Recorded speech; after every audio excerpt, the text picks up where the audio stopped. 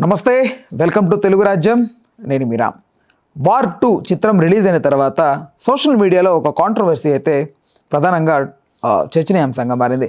ఈ సినిమాలో అసలు హీరో ఎవరు, సైడ్ క్యారెక్టర్ ఎవరు అని. ఇదే విధంగా RRR టైంలో కూడా ఇదే కాన్సెప్ట్, ఇదే కాన్వర్జేషన్ చాలా వరకు రిపీటెడ్గా మాట్లాడుకున్నారు. అయితే ఓవరాల్గా ఈ అంశం గురించి మనతో మాట్లాడడానికి సినీ మరియు రాజకీయ విశ్లేషకులు దాస్ విజ్ఞాన్ గారు ఉన్నారు. ఆయనతో మాట్లాడదాం. నమస్తే అన్న. RRR తర్వాత మళ్ళీ తెర ముందుకు వచ్చింది ఇష్యూ. అసలు మీ పర్స్పెక్టివ్ ఏంటి ఇందులో? RRR గురించి ఏమనుకుంటున్నావు? ఎవరు హీరో, ఎవరు సైడ్ క్యారెక్టర్? నేనైతే నాకు అసలు నాకు బ్యాలెన్స్గానే ఉండింది కదా. ఓకే, అట్లా అనిపిస్తే ఒకటే. మరి వార్లో ఏమనిపించింది? పాయింట్ ఏంటంటే వార్ 1లో హృతిక్ రోషన్ మెయిన్ లీడ్ ఉండి టైగర్ ష్రాఫ్ అనే అతను సెకండ్ లీడ్ అయ్యేసరికి అది కంటిన్యూషన్గా సెకండ్ పార్ట్కి వచ్చేసరికి ఇక్కడ మళ్ళీ డిస్కనెక్ట్ అవుతున్నారేమో పీపుల్ అని నేను అనుకుంటున్నాను. కానీ ఇక్కడ కథ తిరుగుతోంది ఎవరి వైపు అనేది కాన్సెప్ట్ అని నేను అభిప్రాయపడుతున్నా. కథ తిరుగుతోంది ఎవరి వైపు, జూనియర్ ఎన్టీఆర్ కథను బేస్ చేసుకొని ఓవరాల్గా తిరుగుతుందని నేను నా ఉద్దేశం పరంగా. మీరు చెప్పండి. యాక్చువల్గా వార్ కాన్సెప్ట్ మొత్తంలో కబీరే హీరో. యాక్చువల్గా చెప్పాలంటే కబీర్ కోసము ఫస్ట్ పార్ట్లోనే టైగర్ ష్రాఫ్ కూడా వచ్చి చనిపోయాడు. లైక్ హౌ నీకు ఒకటి చెప్తా. ఇప్పుడు జూనియర్ ఎన్టీఆర్ ఒక సీన్లో ఎక్స్ప్లెయిన్ చేస్తాడు.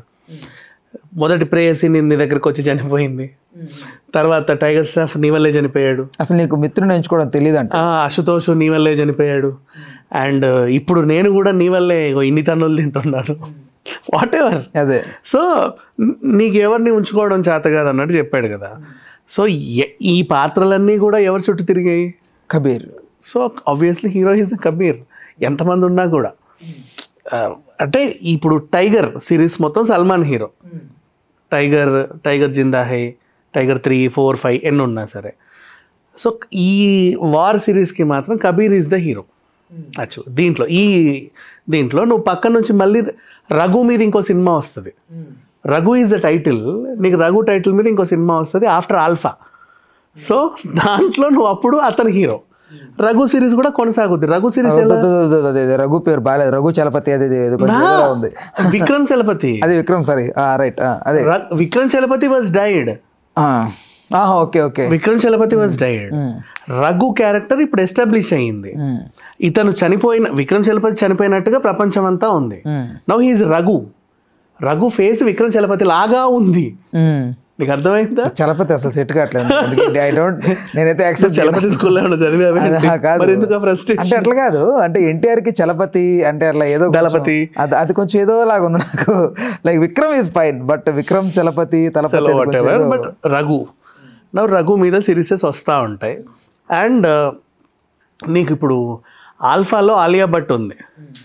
Alia Bhatt and Raghu will be paired next coming series అనమాట. ఇట్లా ఈ యూనివర్స్ కొనసాగుతూ ఉంటుంది. అండ్ ఆల్ఫాకి సంబంధించి నువ్వు చూడలేదు థియేటర్లో. నేను అవును ఎండ్ టైంకి నేను బయటకు వచ్చి టైటిల్స్ పడగానే మీరు వెళ్ళిపోతారు, ఎక్కడ జనాలు అందరూ పారిపోతారేమో. పబ్లిక్ టాక్ ముఖ్యమే కదా. ఫైనల్గా చిన్నప్పుడు ఆలియా భట్కి డియోల్ తను ఏదో మోటివేట్ చేస్తున్నట్టు ఆల్ఫా గురించి చెబుతా ఒక టాటూ వేసి బాబీ డియోల్ అయిపోతుంది. తర్వాత నెక్స్ట్ మనం చూస్తాం ఆల్ఫాలో. And Raghu and Alia will be paid for next another film. ఇట్లా ఈ సిరీస్ ఇంకా కొనసాగుతూనే ఉంటుంది. ఇది ఒక పెద్ద స్పై యూనివర్స్. అండ్ నౌ దీంట్లో ఎవరు హీరో, ఎవరు ఇది అంటే ఆబ్వియస్లీ కబీరే హీరో. చెప్పాలి అంటే Kabir made Raghu as hero for next universe. అట్లా కబీర్ నమ్మిది గతంలో. సరే టైగర్ ష్రాఫ్ చనిపోయాడు, నిజంగా చనిపోయాడా లేదా ఏంటనేది ఫ్యూచర్లో చూద్దాం, అట్లా గాలికి వదిలేద్దాం దాన్ని. అండ్ ఇప్పుడు వింగ్ కమాండర్ ఆ హీరోయిన్ అంటే తను ఫ్లైట్ నడిపినప్పుడు అందరు నవ్వారు. ఎందుకు నవ్వారో నాకు తెలియదు. తను వింగ్ కమాండర్ అనేగా స్టార్టింగ్ చెప్పారు. మరి తర్వాత ఒకానొక సిచ్యువేషన్లో షీ హ్యాండిల్ ద ఫ్లైట్.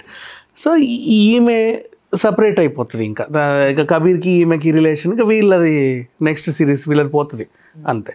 ఇక్కడ నుంచి ఎన్టీఆర్ఏ నెక్స్ట్. నీకు తర్వాత హృతిక్ ఇంకా కనిపించవచ్చు, కనిపించకపోవచ్చు. ఒకవేళ వచ్చినా కూడా క్యామియో రోల్సే ఉంటాయి. నథింగ్ వాజ్ దట్ బికాజ్ వీళ్ళ లవ్ స్టోరీ ఎండెడ్ ఎప్పుడో. ఎందుకు ఎవరైనా కాల్లో హృతిక్ అవతలు ఉండే లైక్ కబీర్ మాట్లాడుతున్నాడు అన్నా కూడా హీజ్ ఇన్ ద ఫిలిం అన్నట్లుగా అనిపిస్తుంది మనకు. లైక్ 2.0 ఉంది రోబో. అందులో సనాతో మాట్లాడతాడు ప్రజెంట్ వసీ గారు. అంటే ఆవిడ కూడా ఉన్నట్టే ఇన్వాల్వ్ ఇంకా సినిమాలో. అట్లా మనం అట్లా ఫీల్ అవుతాం, ఇంకా అలాగే ఫీల్ అవ్వాలి. సో ఇక నెక్స్ట్ ఈ సిరీస్లో ఆయనది మాత్రం క్యామియోసే ఉంటాయి. జూనియర్ ఎన్టీఆర్ది ఫుల్ లెంత్ రోల్స్ ఉంటాయి. అండ్ ఇకపోతే వార్ అనే పార్ట్, ఇంకా 3 రాదు. Okay, War 1 and 2 enough. Pathaan 2 వస్తుంది, టైగర్ 3 వస్తుంది ఆబ్వియస్లీ. ఇలా ఉంటుంది అంతే. టైగర్ 4 కూడా రావచ్చు, ఇట్లా ఉంటుంది. వార్ ఎండ్ ఇంకది, వార్ విల్ బి ఎండ్, ఇంకంతే అయిపోయింది వార్. ఈ రెండింటితోనే అయిపోయింది కదా. ఎక్స్టెండ్ చేయాలంటే చేయొచ్చు కదా. ఎక్స్టెన్షన్ ఏం లేదు, కబీర్కి ఇంకా ముసలోని చేయాలి నువ్వు. అప్పటి వరకు ఇంకా హీరోయిన్ వెంట పడుతూనే ఉండాలి, లేకపోతే ఆల్రెడీ తన కడుపులో ఒక బిడ్డ ఉన్నాడని చెప్పావు సార్, అతన్ని బయటకు తీసుకొచ్చి మళ్ళీ కొత్త హృతిక్ రోషన్ ని చేసి ఇంకెప్పటికో తీయాలి. అప్పటికి కూడా హృతిక్ రోషన్ అలాగే ఉండాలి. ఇంకో 5-10 years ఈజీగా పడుద్ది. చేయొచ్చు కదా. అంటే మార్వల్ వీళ్ళు DC వీళ్ళు చాలా చేస్తారు, సినిమాలు చేయాలి కదా. ఇప్పటికి ఒకసి ఆల్ఫా కూడా December రిలీజ్ కి సిద్ధంగా ఉంది, 3 నెలలే అది వచ్చేస్తుంది. సో వీళ్ళ యూనివర్స్ లో వీళ్ళు అట్లా తిరుగుతూ ఉన్నారు. ఉంటది కదా మనకు కూడా ఒక. అండ్ ఇంకొకటి బాగా గమనించు, వార్ 2ని బాగా ట్రోల్ చేశారు చాలా మంది. ఆ విమానంలో ఫైట్ ఏంటి మర్చిపోయినా, విమానం ఫైట్ అనే కాదు, ఈ బాడీ జూనియర్ ఎన్టీఆర్ బాడీని బాగా VFX సంబంధించి బాగా ట్రోల్ చేస్తున్నారు. ఎంత చేసినా VFX ఈ ట్రోల్స్ వదిలే, పిక్చర్స్ని మూవీ చూడు. ఫర్ ఎగ్జాంపుల్ స్టార్టింగ్లో నీకు షిప్లో ఫైట్ ఉందా నీగ్రో వాళ్ళతో, ఓకేనా? దాని తర్వాత సీన్తో మర్చిపోయావుగా. అప్పుడు నీకు వావ్ అనిపించింది, ఏదో అనిపించింది, పాజిటివ్ నెగిటివ్ ఏదో, అప్పుడు ఒక థ్రిల్కి గురయ్యావు. తర్వాత నెక్స్ట్ సీన్ రాగానే దాన్ని మర్చిపోతావు నువ్వు, అంతే. తర్వాత మళ్ళీ ఫ్లైట్లో ఏదో ట్రైన్లో అంటేంటిది ఫుడ్ బోర్డింగ్ చేసినట్టు వెళ్ళారు. దట్ వాజ్ ఇంపాసిబుల్ యాక్చువల్లీ ఆ గ్రావిటీలో. But even though they done, సరే వాట్ ఎవర్. నెక్స్ట్ మళ్ళీ మర్చిపోయారు దాన్ని. ఫ్లైట్లో ఆ తీగల్ని పట్టుకొని దట్ వాజ్, అది నెక్స్ట్ లెవెల్. అది యాక్చువల్గా చెప్పాలంటే దట్ విల్ నాట్ హ్యాపెన్. దాని మీద ఇంకోటి పడి వాళ్ళు అలా. అంటే యాక్చువల్లీ నేనే ఫీల్ అయ్యానంటే వార్ 2 కంటే క్రిష్ 4 అని పెడితే బాగుండు అనిపించింది ఆ సీక్వెన్స్. దేనికి అంటే సూపర్ న్యాచురల్ పవర్స్ ఉన్న వాళ్ళు చేస్తారు. అవసరం లేదు వార్ 2 వీళ్ళకి అనుకుంటున్నా, జస్ట్ అట్లా పెట్టి జస్ట్ క్రిష్ 4 అని పెడితే సరిపోయేది కదా. ఎందుకంటున్నానంటే ఇట్స్ ఓకే, హై ఇవ్వడానికి ఓకే, కానీ తర్వాత జనాలు వీళ్ళు రియలైజ్, ఖచ్చితంగా పీపుల్ రియలైజ్ అవుతారు, ఇది కుదరని పని కదా, ఇది అసలు జరగదు కదా. అంత హైట్లో ఎంత ఎయిర్, ఎంత గాలి ఉంటుంది, మనిషి అసలు ఊరికి ఎట్లా పెడితే ముక్కలు అయిపోతాడు. అలాంటిది ఫైట్ విత్ రోప్స్ పట్టుకొని ఎంతంటే ఎలా ఉంటుంది ఎవరికైనా. సరే ఏదేమైనప్పటికీ కానీ నెక్స్ట్ సీన్ రాగానే అది మర్చిపోయారుగా. అది దీంట్లో ఉన్న స్పెషాలిటీ. కన్విన్స్ చేశాడు డైరెక్టర్, అది మాత్రం. ఈవెన్ ఇప్పుడు స్టార్టింగ్ ట్రైన్లో అదేంటి స్పెయిన్ అంతా తిరుక్కుంటూ చేసిన చేజింగ్ అయినా, ఆ తర్వాత ట్రైన్ కారుతో పాటు టన్నెల్లోకి వెళ్ళిపోవడం, అక్కడ సపరేషన్, తర్వాత ఎన్టీఆర్ ఇలా పిల్లని కాపాడడం, ఇవన్నీ నేను ముందే చెప్పాను నీకు, సినిమా రిలీజ్కి 2 నెలల ముందే చెప్పా.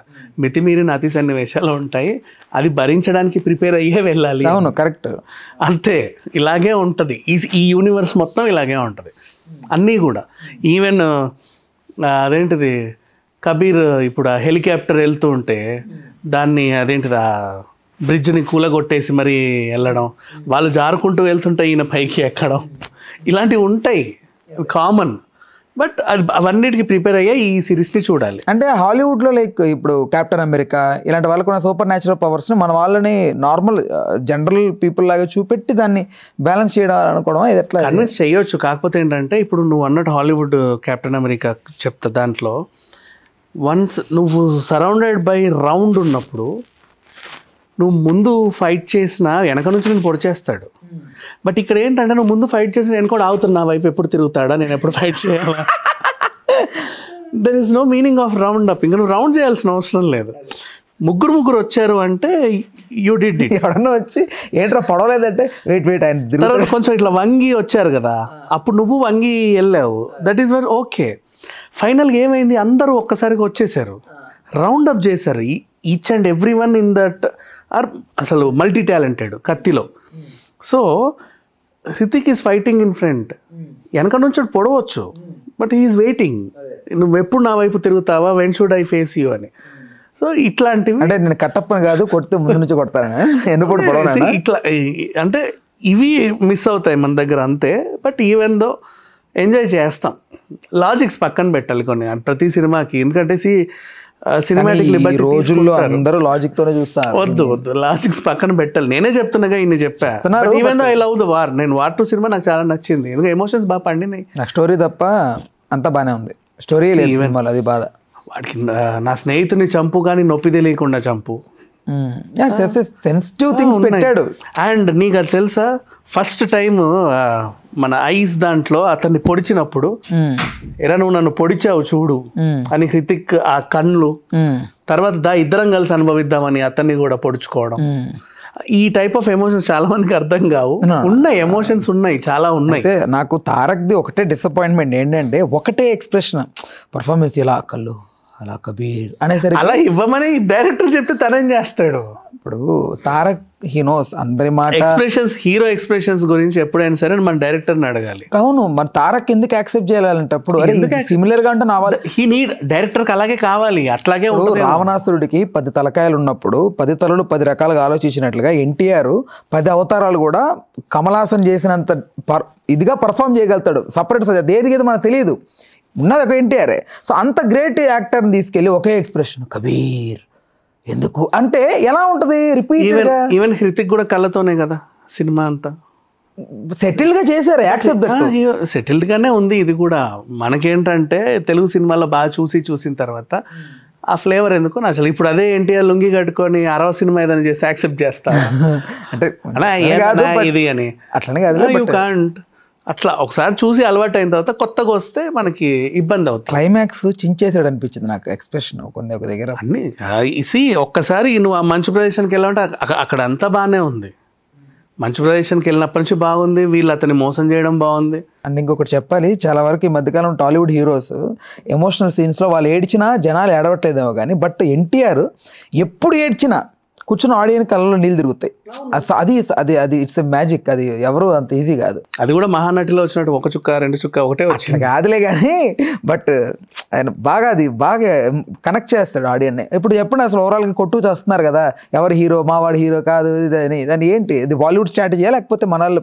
యాక్చువల్గా ఏంటంటే ఈ సిరీస్లోకి, ఈ యూనివర్స్లోకి ఎన్టీఆర్ని తీసుకొచ్చారు.